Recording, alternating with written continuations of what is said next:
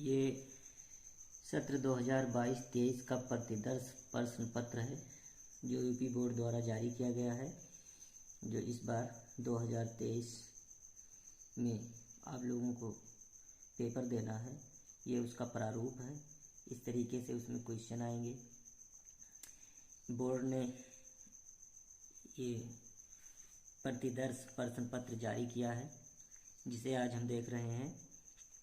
और आज हम केवल इस पेपर को देखेंगे। इसके बाद हम इसमें जो भी प्रश्न हैं उन सभी के हल देखेंगे और समझेंगे कि इसे कैसे हल करना है पेपर को। तो आइए आज पेपर देखते हैं कि इसमें किस प्रकार से सवाल आने हैं। इस बार कुछ चेंज है, तो उसे देखना जरूरी है। सबसे पहले प्रारंभ के 15 मिनट परीक्षार्थियों को प्रश्न पत्र पढ़ने के लिए निर्धारित हैं। तो सबसे पहले 15 मिनट आप पेपर को पढ़ेंगे और जो निर्देश हैं उसे एक बार पढ़ लेते हैं। सभी प्रश्न अनिवार्य हैं। नंबर 2 पर है, इस प्रश्न पत्र के 2 खंड हैं।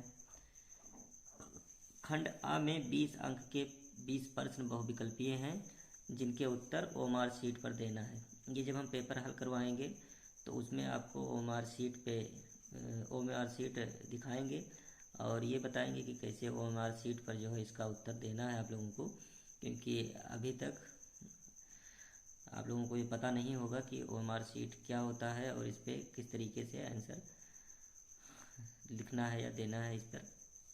अगला नंबर है कि ओएमआर पर उत्तर अंकित किए जाने के पश्चात उसे काटें नहीं तथा इरेजर, वाइटनर आदि का प्रयोग न करें। इसका मतलब यह है कि एक बार जो आप उत्तर उस पर अंकित कर दें, उसे फिर दोबारा काटें ना, नहीं तो उससे दिक्कत होगी।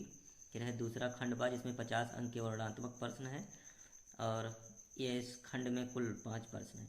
प्रत्येक प्रश्न के प्रारंभ में स्पष्ट लिखा गया है कि उसके कितने खंड करने हैं। और 8वां है, प्रश्नों के अंक उनके सम्मुख अंकित हैं। तो ये सामान्य निर्देश हैं। ये सवाल देखते हैं।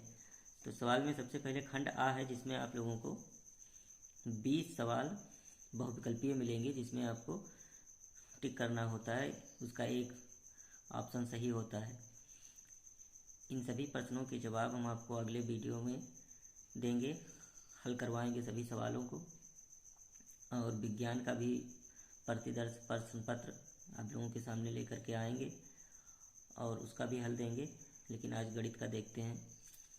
तो इसमें पहला सवाल ये है, एक परमेय संख्या का दशमलव प्रसार सदैव होता है। और फिर उसके बाद में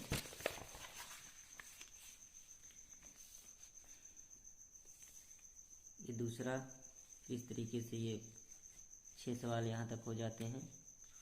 और 7, 8, 9, 10, 11 और ये